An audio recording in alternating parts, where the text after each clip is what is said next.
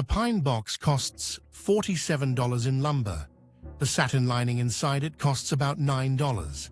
The funeral home will charge you $12,000 for that same box, and they will present it to you 48 hours after someone you loved stopped breathing. That is a 25,000% markup. And the law, quietly, is on their side. Here is how the room works. You walk into a casket showroom. Every funeral home has one. And the cheapest option is deliberately placed in the corner, under bad lighting, next to a model they describe as economy. The most expensive ones are lit like jewelry. The salesperson doesn't push. They don't have to. Grief does the selling. Studies show that in that state, most people spend 40% more than they intended. The industry calls this the upsell of grief. Funeral directors are trained, and there are actual training manuals for this, to let silence do the work. You hesitate on the mid-range model, they say nothing. The silence implies that the people who loved their family member chose the better one. So you reach for the better one. That $12,000 box, it goes in the ground. It degrades. It does exactly what the $47 box does. Now follow the money upstream. The casket industry in the United States is worth over $2 billion annually. Two companies, Batesville and Matthews Aurora, control roughly 85% of that market. They sell almost exclusively through funeral homes, not to the public. The funeral home marks their wholesale price up by 300 to 500%. Then they tack on what is called a handling fee. If you dare to bring in a casket from somewhere else, that handling fee is the catch. The FTC's Funeral Rule, passed in 1984, says you have the legal right to purchase a casket from any third-party supplier. Costco, Walmart, Amazon, and the funeral home must accept it. What the rule does not cap is what they can charge you for accepting it. So they invented the handling fee, anywhere from $300 to $800 just to receive a box that was delivered to their loading dock.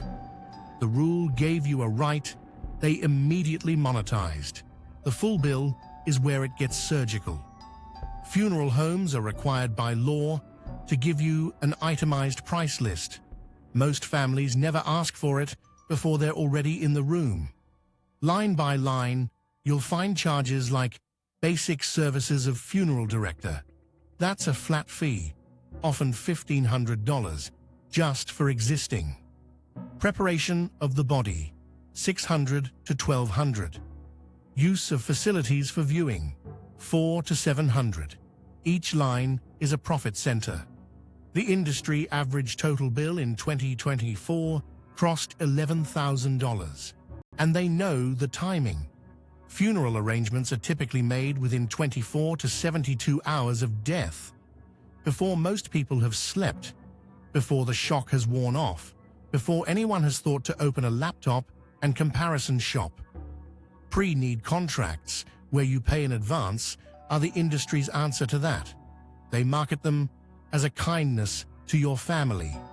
The catch is that about 40% of those prepaid funds are held by the funeral home in accounts that earn interest for the funeral home, not for you.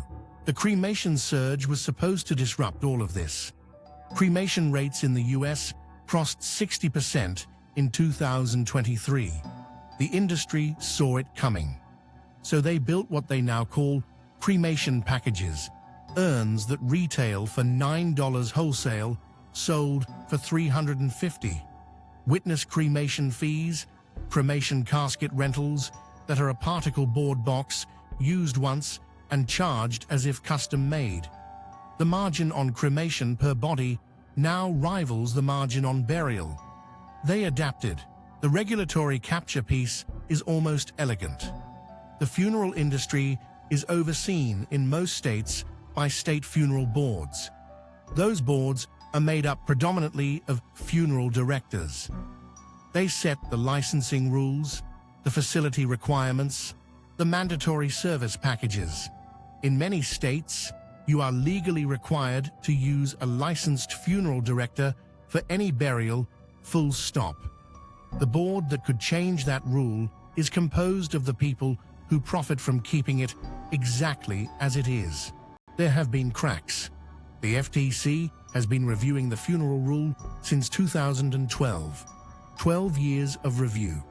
Consumer advocates pushed for online price disclosure. The industry lobbied against it.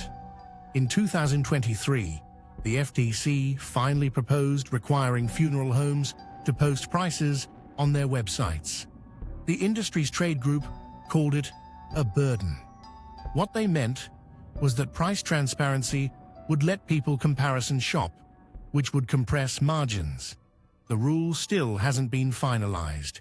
Here is what actually exists in the gap they haven't closed yet. Third-party casket retailers ship overnight. Costco sells a solid hardwood casket for $1,300. The funeral home equivalent runs $4,000 to $6,000. Walmart and Amazon list caskets openly. The funeral home must accept it. You pay the handling fee, yes, call it $500, and you are still ahead by several $1,000s. The price list they're required to hand you on request. Ask for it before you sit down. That one move changes the entire negotiation.